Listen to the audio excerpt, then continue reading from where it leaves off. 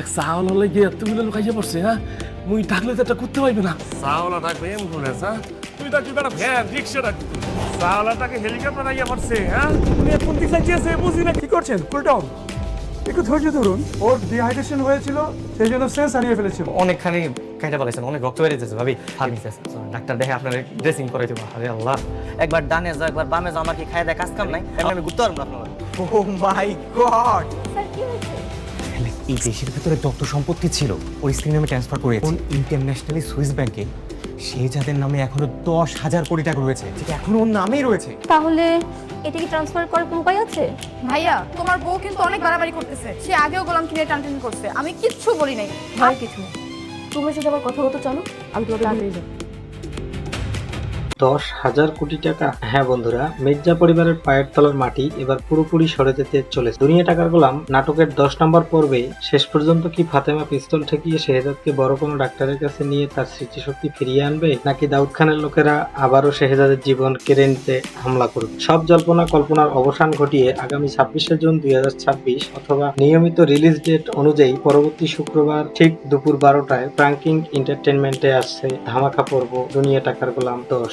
আজকের ভিডিওতে আমরা এমন কিছু হিডেন ক্লু ফাঁস করব যা দেখলে আপনার মাথা ঘুরে যাবে। এপিসোড 9 এর শুরুতেই আমরা দেখতে পাই ফাতেমা আর বসে থাকার পাত্রী নয়। সে স্পষ্ট জানিয়ে দিয়েছে সে তার প্ল্যান বি তে কাজ করবে এবং গোপনে শেহজাদের চিকিৎসা করিয়েই ছাড়বে। অন্যদিকে মির্জা বাড়ির অহংকারী মা যখন গোলামের উপর হাত তোলে, তখন ঋতু যেভাবে গোলামের পাশে দাঁড়িয়ে নিজের মায়ের হাত ভেঙে দেওয়ার হুমকি দেয় তা সত্যিই দেখার মতো ছিল। টুইস্ট এখন আসে যখন দাউদ খানের ভয়ে শেহজাদের বিশ্বস্ত আঙ্কেল তাকে মির্জা বাড়িয়ে লুকিয়ে রাখার পরামর্শ দেয়। কিন্তু সবচেয়ে বড় ধামাকা ছিল ফাতেমার সেই সাজানো নাটক। শেহজাদের চোখের সামনে ফাতেমার অজ্ঞান হয়ে যাওয়া আর ফাতেমাকে বাঁচাতে শেহজাদের সেই পুরনো শেহজাদ চৌধুরীর মতো কোটি টাকার এয়ার অ্যাম্বুলেন্সকে নিমেষেই হাজির করে ফেলা। এতেই প্রমাণিত হয় শেহজাদ মুখ ফুটে স্বীকার না করলেও তার অবচেতন মনে ফাতেমার জন্য এখনো সেই আগের ভালোবাসা রয়ে গেছে। আর পর্বের শেষে যখন মালিকই জানতে পারে সুইস ব্যাংকে এখনো শেহজাদের নামে 10,000 কোটি টাকা অক্ষত আছে এবং তা হাতিয়ে নিতে শেহজাদকে লাগবে, তখনই গল্পে পুরো ক্রাইম থ্রিলার রূপ নেয়। আমার মতে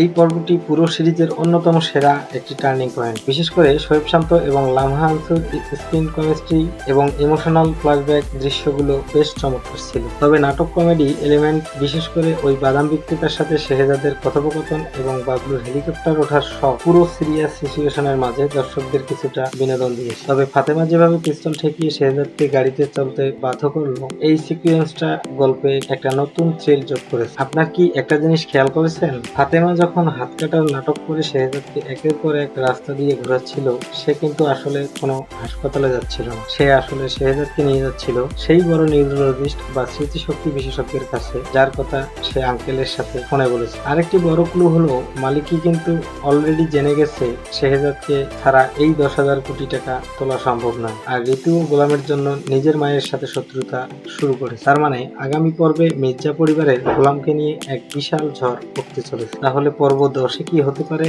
আমার প্রেডিকশন বলছে ফাতেমা সফলভাবে শেহজাদকে ডাক্তারের কাছে নিয়ে যাবে এবং ডক্টর হয়তো এমন কোনো থেরাপি বা শক দেবেন যাতে শেহজাদের পুরনো স্মৃতি আংশিক ফিরে আসবে। ঠিক তখনই মালিকি আর দাউদ খানের লোকেরা সেই 10,000 কোটি টাকার জন্য শেহজাদকে কিডন্যাপ করার চেষ্টা করবে। আর সেই বিপদের মুহূর্তেই ঋতু হয়তো নিজের জীবন বাজি রেখে গোলাম তথা শেহজাদকে বাঁচাতে এগিয়ে আসবে। মির্জা পরিবারের আসল রূপ তখন শেহজাদের সামনে পুরোপুরি উন্মোচিত হবে। ফাতেমা যখন শেহজাদকে নিয়ে শহরের বাইরে সেই রহস্যময় নিউরোলজিস্টের ক্লিনিকের দিকে এগিয়ে যাচ্ছিল, তখনও শেহজাদ বুঝতে পারছিল না আসলে তাকে কোথায় নিয়ে যাওয়া। কিন্তু গাড়ির জানালার বাইরে একটি পুরোনো রাস্তা দেখে হঠাৎ করেই তার মাথার ভেতর অদ্ভুত কিছু দৃশ্য ভেসে উঠতে শুরু করে।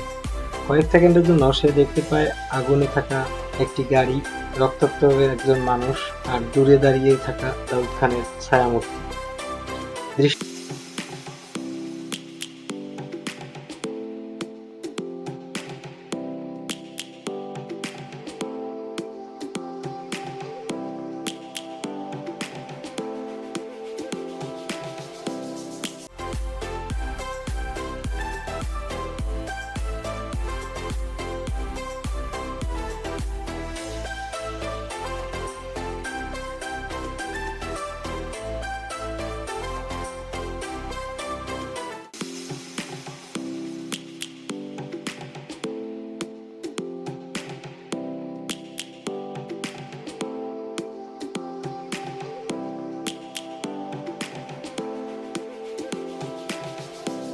সেগুলো এতটাই ভয়ঙ্কর ছিল যে শেহজাদ হঠাৎ করেই মাথা চেপে ধরে চিৎকার করে ওঠে। ফাতেমা তখন বুঝতে পারে স্মৃতিগুলো ধীরে ধীরে ফিরে আসার চেষ্টা করছে, কিন্তু তারা জানতো না তাদের প্রতিটি পদক্ষেপে নজরদারি করছে মালিকের ভাড়া করা সুইস ব্যাংকের সেই 10,000 কোটি টাকার খবর জানার পর নিতে রাজি নয়। তার একটাই লক্ষ্য শেহজাদকে নিজেদের নিয়ন্ত্রণে নেয়া। তাই ফাতেমার গাড়ি ক্লিনিকের দিকেই যেতেই একটি কালো মাইক্রোবাস তাদের পিছু নেওয়া শুরু করে। এদিকে মির্জাবাড়িতে নতুন ঝড় শুরু হয়েছে। ঋতু সবার সামনে ঘোষণা করে দেয় গোলামের বিরুদ্ধে আর একটি কথাও সে শুনবে না। পরিবারের সদস্যরা অবাক হয়ে যায়, কারণ ঋতু প্রথমবারের মতো নিজের পরিবারের বিরুদ্ধে অবস্থান নিয়েছে। আর ঠিক তখনই বাড়িতে পৌঁছে যায় এক অচেনা ব্যক্তি, যার হাতে ছিল বহু বছর আগের কিছু গোপন নথি। সে দাবি করে এই নথিগুলো প্রমাণ করতে পারবে গোলাম আসলে কে। অন্যদিকে দাউদ খান যখন জানতে পারে ফাতেমা শেহজাদকে একজন বিশেষজ্ঞ ডাক্তারের কাছে নিয়ে যাচ্ছে, তখন সে ভীষণ আতঙ্কিত হয়ে পড়ে, কারণ শেহজাদের স্মৃতি পুরোপুরি ফিরে এলে বহু বছরের লুকানো অপরাধ প্রকাশ হয়ে যেতে পারে। তাই দাউদ খান তার সবচেয়ে বিশ্বস্ত লোকদের নির্দেশ দেয়, যেভাবেই হোক আজকে রাতের মধ্যেই শেহজাদকে আটক করতে হবে। ঠিক সেই মুহূর্তে ক্লিনিকের সামনে পৌঁছে যায় ফাতেমা ও শেহজাদ, কিন্তু গাড়ি থেকে নামার আগেই তাদের চারপাশে ঘিরে ধরে কয়েকটি সশস্ত্র লোক। ফাতেমা বুঝে যায় বড় কোনো বিপদ তাদের সামনে অপেক্ষা করছে, আর শেহজাদের মাথার ভেতর এখন একের পর এক পুরনো স্মৃতির ঝলক ফিরতে শুরু করেছে। ঠিক তখনই সশস্ত্র লোকগুলো একজন শেহজাদের দিকে বন্দুক তাক করে বলে, চুপ, আমাদের সঙ্গে চলুন, না হলে আজ এখানেই সব শেষ। কথাটা শোনার সঙ্গে সঙ্গেই শেহজাদের মাথার ভেতর যেন বজ্রপাত হয়। তার চোখের সামনে হঠাৎ ভেসে ওঠে কয়েক মাস আগের সেই ভয়াবহ রাত, যে রাতে তার গাড়িতে হামলা হয়েছিল। সে স্পষ্ট দেখতে পায় হামলাকারীদের একজনের মুখ ঠিক এই লোকটার মতোই ছিল। ফাতেমা পরিস্থিতি বুঝে দ্রুত শেহজাদের সামনে দাঁড়িয়ে যায়। সে জানে আজ যদি শেহজাদকে হারায় তাহলে আর কখনো তাকে ফিরে পাবে না। তাই নিজের জীবনের কথা না ভেবে সে হামলাকারীদের বাধা দেওয়ার চেষ্টা করে, কিন্তু সংখ্যায় অনেক বেশি হওয়ায় তারা মুহূর্তের মধ্যেই ফাতেমাকে সরিয়ে দেয়। এমন সময় ক্লিনিকের ভেতর থেকে বেরিয়ে আসেন সেই বিখ্যাত নিউরোলজিস্ট। তিনি পরিস্থিতি দেখে সঙ্গে সঙ্গে নিরাপত্তা বাহিনীদের ডাকেন। কয়েক মিনিট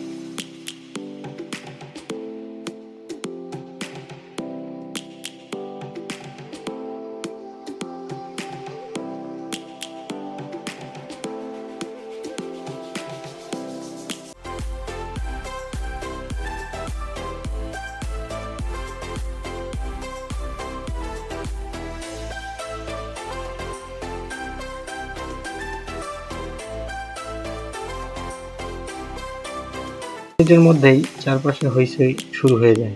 সুযোগ বুঝে ফাতেমা শেহজাদকে নিয়ে ক্লিনিকের ভেতরে ঢুকে দরজা বন্ধ করে দেয়। বাইরে তখন বন্দুকধারীদের সঙ্গে নিরাপত্তারক্ষীদের ধস্তাধস্তি চলছে। ক্লিনিকের একটি বিশেষ কক্ষে নিয়ে যাওয়া হয় শেহজাদকে। ডাক্তার তার পুরনো রিপোর্টগুলো দেখে অবাক হয়ে যায়, কারণ শেহজাদের স্মৃতি অংশ কোনো সাধারণ দুর্ঘটনার ফল না, বরং তার মাথায় এমন একটি আঘাত লেগেছিল যা পরিকল্পিত হামলার ইঙ্গিত দেয়। ডাক্তার তখন একটি বিশেষ থেরাপি শুরু করার সিদ্ধান্ত নেয়। এদিকে মির্জাবাড়িতে আসা সেই রহস্যময় ব্যক্তি অবশেষে নথিগুলো সবার সামনে খুলে ধরে। সেখানে এমন কিছু ছবি এবং কাগজপত্র ছিল যা দেখে পুরো পরিবার অবাক হয়ে যায়। ছবিগুলোর একটিতে দেখা যায় বহু বছর আগে একটি ব্যবসায়িক অনুষ্ঠানে গোলাম মাওলার মতো দেখতে একজন ব্যক্তি কোটি টাকার চুক্তি স্বাক্ষর করছেন। তখনই পরিবারের কয়েকজন মনে সন্দেহ আর গভীর হয়ে ওঠে। গোলাম কি সত্যিই গোলাম, নাকি সে অন্য কেউ? অন্যদিকে মালিকি খবর পেয়ে ক্ষিপ্ত হয়ে ওঠে যে তার লোকেরা শেহজাদকে ধরতে ব্যর্থ হয়েছে। কিন্তু তখনই তার হাতে আসে আরও ভয়ঙ্কর একটি তথ্য। একজন ব্যাংক কর্মকর্তার মাধ্যমে সে জানতে পারে সুইস ব্যাংকের সেই 10,000 কোটি টাকার অ্যাকাউন্টে প্রবেশের জন্য শুধু শেহজাদের উপস্থিতিই নয়, প্রয়োজন তার পুরনো ডিজিটাল অথেন্টিকেশন কোড।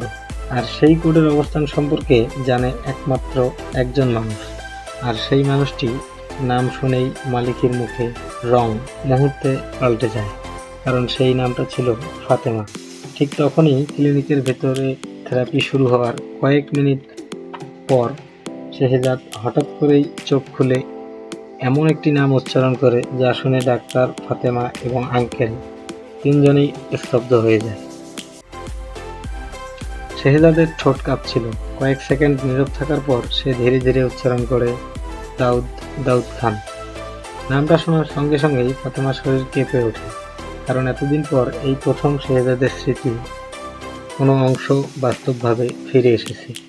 ডাক্তারও বুঝতে পারেন থেরাপির প্রাথমিক ধাপ সফল হয়েছে, কিন্তু সবচেয়ে ভয়ঙ্কর বিষয় হলো শেহজাদ শুধু নামটাই বলেনি, সে বারবার একই কথা বলতে শুরু করে, ও আমাকে মারতে চেয়েছিল, ও আমাকে শেষ করতে চেয়েছিল। এরপর হঠাৎ করেই শেহজাদের মাথায় আরও কিছু দৃশ্য ভেসে ওঠে। সে দেখতে পায় একটি গোপন বৈঠক যেখানে কয়েকজন প্রভাবশালী ব্যবসায়ী বসে আছে। টেবিলের উপর ছড়িয়ে আছে অসংখ্য ফাইল আর ব্যাংক ডকুমেন্ট, আর সেই বৈঠকের কেন্দ্রে বসে আছে দাউদ খান। তখনই শেহজাদ মনে করার চেষ্টা করে ওই রাতের বৈঠকে এমন কি হয়েছিল যার কারণে তাকে হত্যা করার পরিকল্পনা করা হয়েছে। অন্যদিকে মালিকি আর সময় নষ্ট না করে নতুন পরিকল্পনা শুরু করে। সে বুঝে গেছে ফাতেমাকে নিজেদের নিয়ন্ত্রণে আনতে পারলে শেহজাদকেও নিয়ন্ত্রণ করা সম্ভব। তাই সে তার সবচেয়ে বিপজ্জনক লোকদের নির্দেশ দেয় ফাতেমাকে খুঁজে বের করতে, কারণ এখন শুধু 10,000 কোটি টাকার প্রশ্ন নয়, বরং সেই টাকার সঙ্গে জড়িয়ে থাকা বহু বছরের গোপন রহস্য সামনে চলে আসছে। এদিকে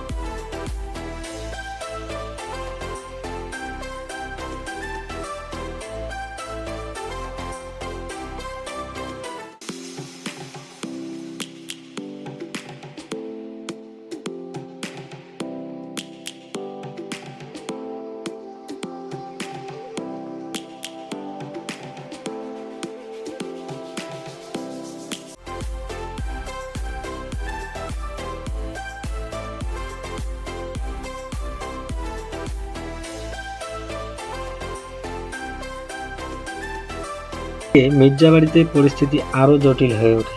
রহস্যময় লোকটির দেয়া নথি নিয়ে পরিবারের সদস্যদের মধ্যে তুমুল তর্ক শুরু হয়। কেউ বিশ্বাস করতে চায় না যে গোলাম মাওলা আসলে এত বড় কোনো পরিচয়ের মানুষ হতে পারে। কিন্তু ঠিক তখনই নথির ভেতর থেকে একটি পুরনো পত্রিকার কাটিং বেরিয়ে আসে। সেখানে থাকা ছবিটি দেখে ঋতু পুরোপুরি স্তব্ধ হয়ে যায়, কারণ ছবির মানুষটি ছিল বর্তমানের গোলামের মতোই দেখতে। আর ছবির নিচে বড় অক্ষরে লেখা ছিল, তরুণ শিল্পপতি শেহজাদ চৌধুরীর নতুন ব্যবসায়িক রেকর্ড গড়লেন। ঋতুর চোখে তখন একের পর এক পুরনো ঘটনা ভেসে উঠতে থাকে। গোলামের আচরণ, তার অস্বাভাবিক আত্মবিশ্বাস, কোটি টাকার মানুষের মতো সিদ্ধান্ত নেওয়ার ক্ষমতা, সবকিছু যেন এক সুতোয় গাঁথা হতে শুরু করে। এদিকে ক্লিনিকে শেহজাদের স্মৃতি ধীরে ধীরে আরও স্পষ্ট হতে থাকে। হঠাৎ সে বিছানা থেকে উঠে বসে এবং আতঙ্কিত কণ্ঠে বলে, ফাইলটা নিরাপদে নেই। আঙ্কেল দ্রুত তার কাছে গিয়ে জানতে চায় কোন ফাইলের কথা সে বলছে। শেহজাদ কাঁপা কাঁপা কণ্ঠে উত্তর দেয়, যে ফাইলের জন্য আমার বাবাকে হত্যা করা হয়েছে। কথাটা শোনার পর পুরো রুম নিস্তব্ধ হয়ে যায়, কারণ এর অর্থ দাঁড়ায় দাউদ খানের অপরাধ শুধু শেহজাদের উপর হামলা পর্যন্ত সীমাবদ্ধ নয়, এর পেছনে আরও অনেক পুরনো এবং ভয়ঙ্কর একটি ষড়যন্ত্র লুকিয়ে আছে। আর ঠিক সেই সময়েই ক্লিনিকের নিরাপত্তা ক্যামেরায় দেখা যায় কয়েকটি কালো গাড়ি দ্রুত গতিতে ভবনের দিকে এগিয়ে আসছে। দাউদ খানের লোকেরা আবারও পৌঁছে গেছে। এবার তাদের লক্ষ্য শুধু শেহজাদ নয়, বরং সেই গোপন ফাইল, যা প্রকাশ পেলে বহু ক্ষমতাবান মানুষের মুখোশ একসঙ্গে খুলতে পারে। ক্লিনিকের নিরাপত্তা কক্ষে তখন তীব্র উত্তেজনা। মনিটরে একের পর এক কালো গাড়ির প্রবেশ করতে দেখা নিরাপত্তা রক্ষীরা সতর্ক অবস্থান নেয়। ফাতেমা বুঝতে পারে সময় খুব কম। যদি দাউদ খানের লোকেরা ভেতরে ঢুকে পড়ে, তাহলে শেহজাদকে আর রক্ষা করা কঠিন হবে। ঠিক তখনই শেহজাদের মাথায় আরও একটি স্মৃতি ফিরে আসে। সে চোখ বন্ধ করতেই দেখতে পায় একটি পুরনো সেফ ভল্ট, যার উপর খোদাই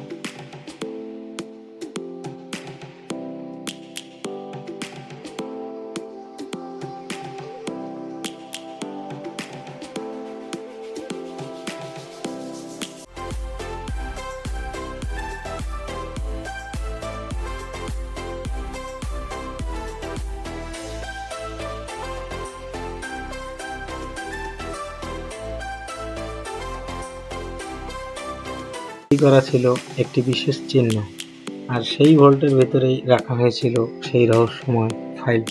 কিন্তু সবচেয়ে বড় বিষয় হলো ফাইলটি কোথায় আছে তা জানতে মাত্র 3 জন মানুষ, তার বাবা, সে নিজে, আর হঠাৎ করেই শেহজাদ বাকিটা বলতে গিয়ে থেমে যায়, কারণ তৃতীয় ব্যক্তির নামটি মনে পড়তেই তার মুখে আতঙ্ক ছড়িয়ে পড়ে। অন্যদিকে দাউদ খান নিজের আস্তানায় বসে খবরের অপেক্ষা করছে, তার চোখে মুখে অদ্ভুত অস্থিরতা। এতদিন সে ভেবেছিল শেহজাদের স্মৃতি আর কখনো ফিরবে না, কিন্তু এখন যদি সবকিছু মনে পড়ে যায়, তাহলে বহু বছর ধরে গড়ে তোলা তার সাম্রাজ্য মুহূর্তের মধ্যে ধ্বংস হয়ে যেতে পারে। এদিকে মির্জা বাড়িতে ঋতু গোপনে সেই পত্রিকার কাটিংয়ের ছবি তুলে রাখে। সে সিদ্ধান্ত নেয় সত্যিটা না জেনে সে আর থামবে না।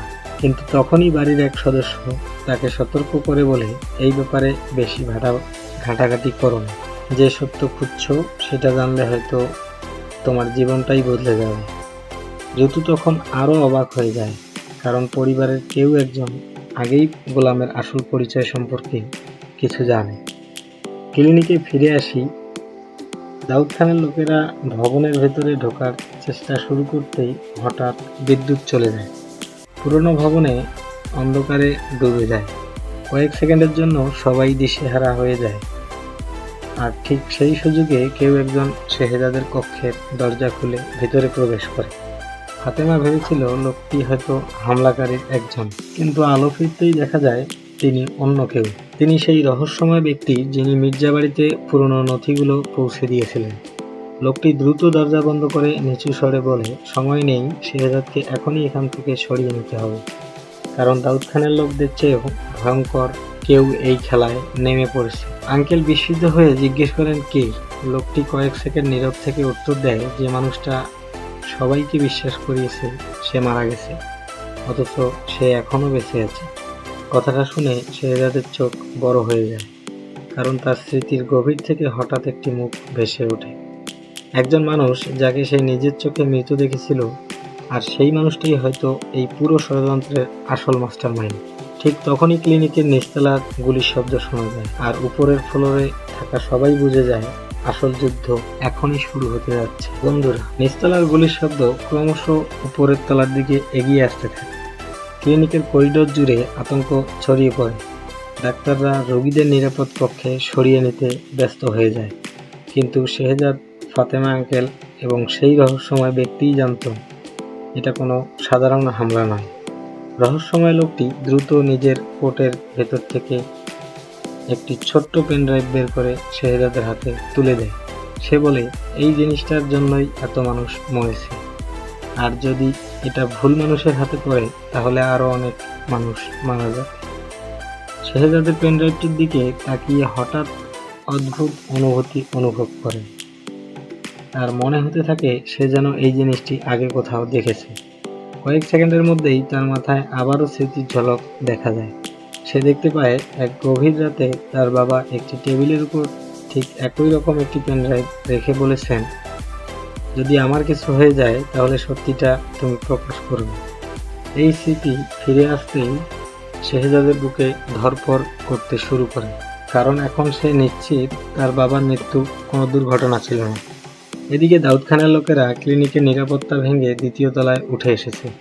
তাদের নেতা ওয়াকিটকিতে নির্দেশ পায় শেহজাদকে জীবিত চাই, কিন্তু পেনড্রাইভটা যেভাবেই হোক উদ্ধার করতে হবে।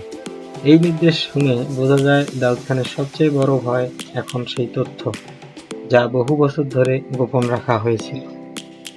অন্যদিকে মির্জা বাড়িতে ঋতু নিজের ঘরে বসে পুরনো ছবিগুলো বারবার দেখতে থাকে। হঠাৎ সে একটি ছবির পেছনে কিছু লেখা দেখতে পায়। ছবিটি উল্টাতেই সেখানে একটি ঠিকানা লেখা ছিল, কিন্তু ঠিকানাটির নিচে আরও একটি লাইন ছিল, যদি সত্যি জানতে চাও এখানে আসো। ঋতুর মনে তখন একটাই প্রশ্ন, এই বার্তাটি কে লিখেছিল, আর কেনই বা শুধুমাত্র তার জন্য রেখে যাওয়া হয়েছিল। ক্লিনিকে ফিরে আসি। শেহজাদ, ফাতেমা এবং আঙ্কেলকে নিয়ে রহস্যময় লোকটি একটি গোপন পথ দিয়ে বের করে আনার চেষ্টা করে, কিন্তু তার যখন ভবনের পৌঁছানোর সিঁড়ি দিয়ে নিচে নামছিল, তখনই সামনে আসে দাঁড়ায় মুখোশ পরা কয়েকজন ব্যক্তি। তাদের পোশাক দাউদ খানের লোকের মতো নয়, তাদের হাতে আধুনিক অস্ত্র, আর তাদের নেতা ধীরে ধীরে মুখোশ খুলে দেয়। মুখটা দেখেই শেহজাদ স্তব্ধ হয়ে যায়। ফাতেমার হাত কাঁপতে শুরু করে। আঙ্কেল হতভম্ব হয়ে পিছিয়ে যায়, কারণ সামনে দাঁড়িয়ে থাকা মানুষটি আর কেউ নয়, শেহজাদের মৃত বলে ধারণা করা সেই পুরনো ব্যবসায়িক পার্টনার, যার মৃত্যুর খবর শুনে একসময় পুরো দেশ শোক প্রকাশ করেছিল। সে ঠাট্টা হাসি দিয়ে বলে, অবশেষে তোমার স্মৃতি ফিরতে শুরু করেছে শেহজাদ, কিন্তু তুমি এখনো পুরো সত্যটা জানো না, কারণ তোমার সবচেয়ে বড় শত্রু দাউদ খান নয়। লোকটি কয়েক সেকেন্ড থেমে শেহজাদের চোখের দিকে তাকায়, তারপর বলে, তোমার সবচেয়ে বড় শত্রু তোমার নিজের পরিবারের একজন, কথাটা শুনে সবাই স্তব্ধ হয়ে যায়। আর ঠিক সেই মুহূর্তেই শেহজাদের মাথায় এমন একটি স্মৃতি ফিরে আসে যা তার পুরো জীবনকে বদলে দিতে পারে। বন্ধুরা, আপনাদের কি মনে হয় শেহজাদের স্মৃতিশক্তি ফিরে আসার পর সে কি ফাতেমার কাছে ফিরে যাবে, নাকি বিপদের দিনে পাশে থাকা ঋতুকে আপন করে নেবে?